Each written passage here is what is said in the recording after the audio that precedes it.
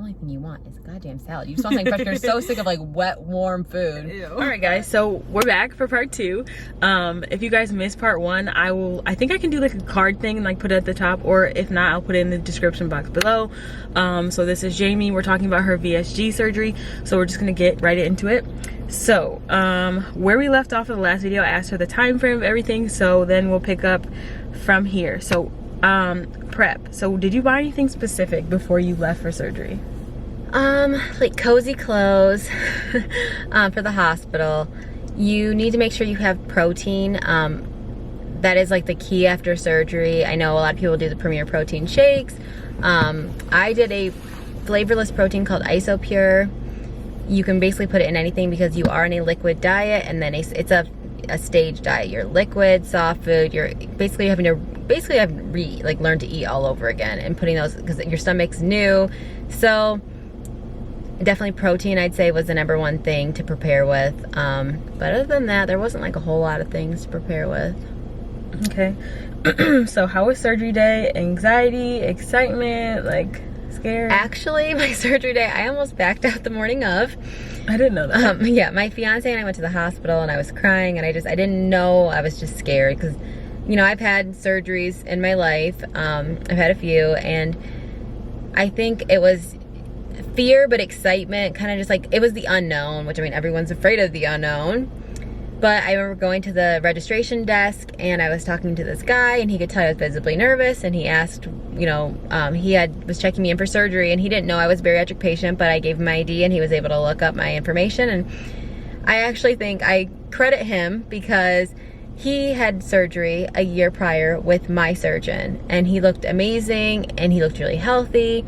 And he said, oh yeah, Dr. So-and-so is great. I actually know because I was in your position last year. Mm-hmm. And so I think it was almost like such a blessing. Like, I think it was kind of one of those like meant to be situations because... All right, sorry guys. So my camera card thing was full, but thank God she was really prepared. I know, not. Okay, so she was talking about checking in, and she was really nervous.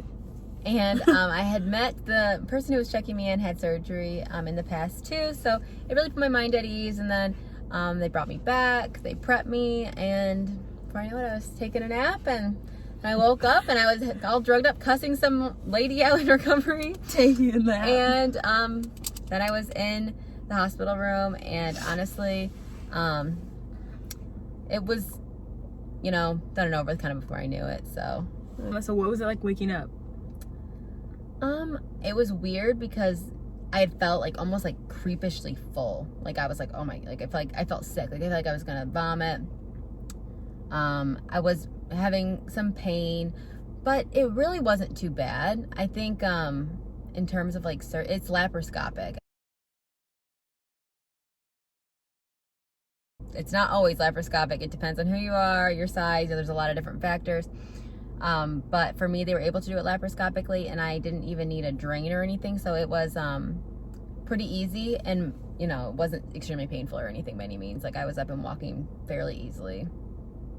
So what was like the very first difference you noticed? I guess like when you were home and like kind of back into a routine a little bit, like what did you notice right away? So like when I got home, I guess the first thing I noticed right away was they give you like these little medicine cups to take home to drink, to make sure you're getting enough water and food.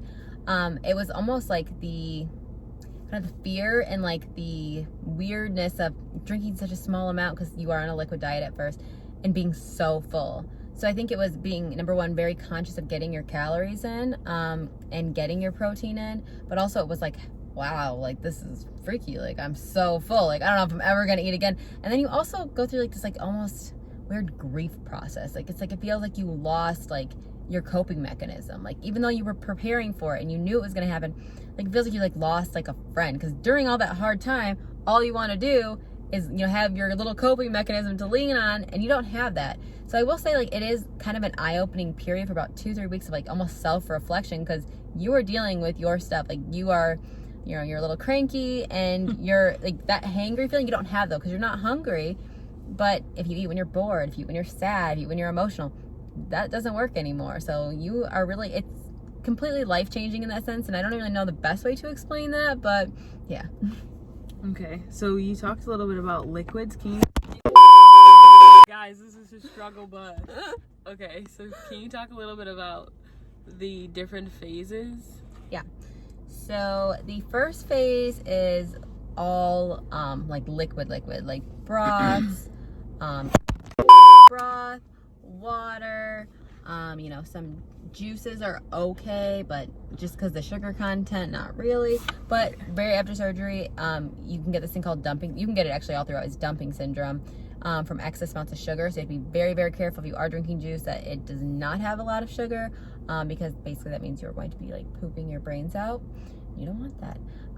Also, something very important, I guess, is the first stage, and throughout, even till this day, forever, as a VSG patient, you are supposed to stagger out. Really, all people should do this. It's actually better for you. When you eat, you're supposed to wait 30 minutes to have a drink. That allows your food to process through your body. When you drink, you are pushing the food through your digestive system quicker. This is what they teach us. And when you do that, you're making room for more food, thus eating more, being hungry again faster. So it is important, and also to, take your time. So I think you feel quickly, you're so full so quickly. But so first it is clear liquids, and then you are on you could do soup liquids, and then you are on soft foods, which could be like eggs or cottage cheese or other high protein, low fat, low sugar foods. And then you can start with like soft foods, like other kind of soft foods, like, chicken, like shredded chicken. And then, but I'd say, 2 months till you're into like raw vegetables, salad, which is weird because the only thing you want is a goddamn salad. You just want something fresh. You're so sick of like wet, warm food. Ew. But like cat food. Yeah, it's like you're feeling like you're eating like pate cat food. Ew. That's gross. Okay, so finally, what everybody wants to know, the weight loss. When did you start documenting that, or how? So I started documenting it from the very beginning, not the whole of the process. I honestly was one of those people, Sarah knows this, I never had my picture taken, ever. I did not want pictures of me, even with my children, which is one of my biggest regrets. I wish I would have had those pictures taken. There's a lot of pictures I don't have because I refuse to be in them. And that is very hard now, realizing like I wish I would have just captured the moment instead. But the day of my surgery, I had my fiance take some photos of me, and I said, my life is changing from here on out, and I want to know, and I want to document, even if it's just for me. We'll insert them. Yeah. And, I thought I would never show those pictures anyway. I didn't even know if I was going to tell people I had surgery, but the more, it's kind of obvious. Yeah. The more I thought about it, I thought it's not fair to not tell people that I had surgery because, number one, this could be great for so many people to also do this for them, and for them not to have a false expectation that you can lose weight like that, just as easily on your own.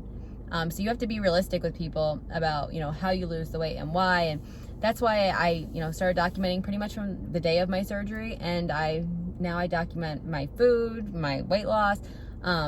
So yeah, now I'm kind of doing it all the time. And you would recommend that? Yeah, I really think that it holds me accountable. Like, I think there's like kind of this thought that people post online for other people, and I do, I love like when a lot of people message and, ask for advice and ask for help. And I think that is a great part of it, but it also holds me accountable. Like, what, this is what I'm eating, and it helps me meal plan. And honestly, it saves us a ton of money, and it helps my whole family eat better. Like, I know specifically my fiance, he is even eating so much better. It helps my kids make better choices. Like, there's never a downside of, what works best for you to keep you motivated and keep you on track. And definitely for me, posting posting my journey has kept me on track. Okay, so do you have a scale? I do have a scale. And how often do you use the scale? I used to weigh myself like religiously throughout the surgery, because one of the things, you have to be careful about stalls during surgery or like post-op, and then careful if you start losing too much too fast. So for me, I used to weigh myself every single day, which that is not healthy, and I would not recommend that. I weigh myself now about twice a week. So, and there's not like a set time of the day, like it's just in my bathroom, so I'll kind of hop on it and check it out. But yeah, so I think that's one of the things I definitely wouldn't recommend, is weighing yourself like every time you go to the bathroom. But that was my next question. Yeah. So what would you recommend? Like, I have in here like pictures or like journaling or videos. And I think being so public is like you know, it's asking a lot of people. People are very vulnerable, and, you know, sadly, when you are, you know, on social media and stuff, people can be nasty. So, you know, if you're not comfortable being public with people about, you know, your journey, because it's not always easy, and it does take a lot of, you know, it's hard sometimes to share some of the things that you do go through, because, you know, I did experience a vitamin deficiency, and you want to think everything's gonna be perfect throughout surgery, but it's not. And it's hard to share the up or the downs. I mean, it's great to share the ups. Oh, I'm losing weight, I look good, but like, it's, you know, it's hard to share those down times. So I would definitely say, you know, journaling, even just taking pictures of yourself and then putting them next to the other ones to compare in your own private time. You know, it doesn't have to be some big public thing, and it can be as big as you want it to be. You can post online. I know for me and the other people I've, you know, talked to and found friendships with, they also like the accountability aspect. And also online, there's a huge weight loss surgery community, and they are like welcoming people with open arms. They're the nicest people. I've met some really great friends from all over the country. So I think honestly, it's a community I'm very, very grateful that I found, because I think that's something you really need post-op, is people that do understand what you're going through. So what was your goal weight, and did you hit it? My goal weight initially was, I was 234 pounds at my surgery, and I had thought that I would never see the scale below 180. So when I got to 180, I adjusted to 150, and then I got to 150, I adjusted to 120. Overall, my whole goal the whole time was 120. That was where I thought, based on my height, that would be the best weight for me. I am currently 118. I would like to stay between the 115 and the 120 range. I do not want to get too small. You know, you have to, now I'm kind of shifting to maintain. So, you know, there's definitely a difference of, you know, weight loss and weight maintained. So I think, you know, trying to stabilize that as much as possible is very important. So now what? So now I'm just going to keep on eating my healthy food and my recipes, and, you know, definitely still being so strict with myself. And, you know, these changes I made, like I said, they're not diet changes, they're lifestyle changes. So, you know, forever continuing on, but not being so hard on myself that, you know, if I do want a little snack, you know, you have to kind of shift out of, oh, I need to lose this much weight mode, to just relaxing. And, you know, because if you make it super strict and horrible, you're not, like, no one wants to do something horrible. Right. You're not gonna like stick to that. So I think it's just making it as much a part of my life in the healthiest way possible. So can you talk about your biggest setbacks during this whole process? I would say for sure, my biggest setback was my vitamin deficiency. I had not been feeling my best, and I had some numbness, and it had spread all throughout my body. It was very scary getting that text message. It was very scary. I couldn't feel things properly. I couldn't feel my face, my fingers, my legs, and it had spread within probably like a week period, maybe even less. I went to the doctor. I thought it could be a pinched nerve.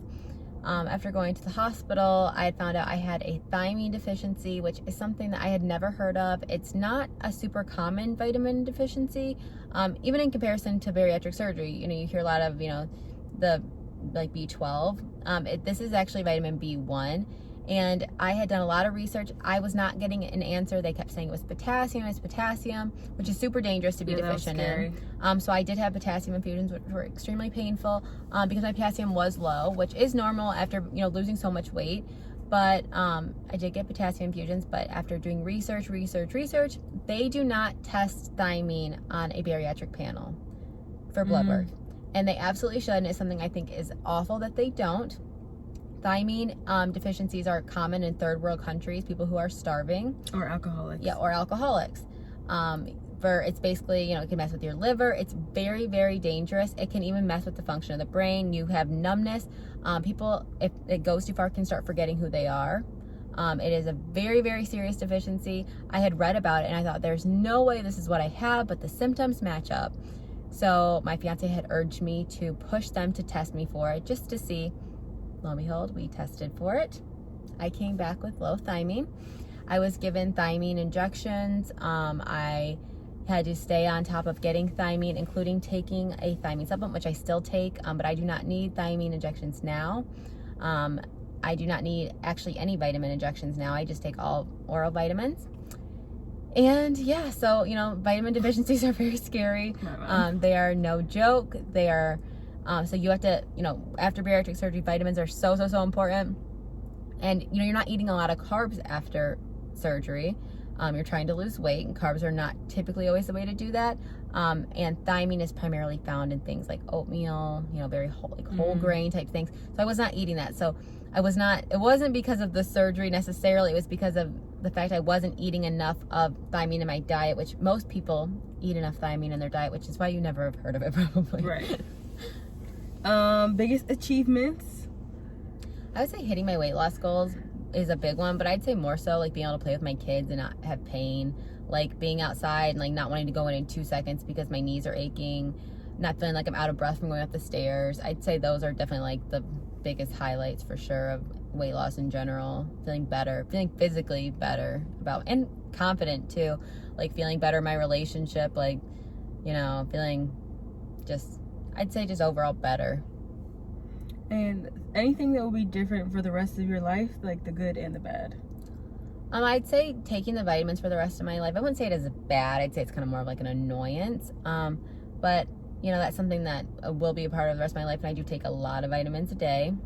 If you go on my Instagram channel, there on my highlights, I do show all my vitamins I take a day, and I take a lot.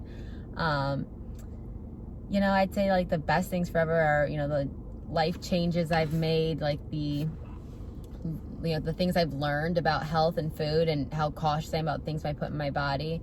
I'd say those are things I'm going to have, like things I've learned that I'll have forever. So I think that's one of the best things, and being able to, share that with my kids too. And so we can make healthy choices as a family, because, obesity it's not fun. Like, it's not a joke. It's very serious, and it's not something you ever want, your child to go through.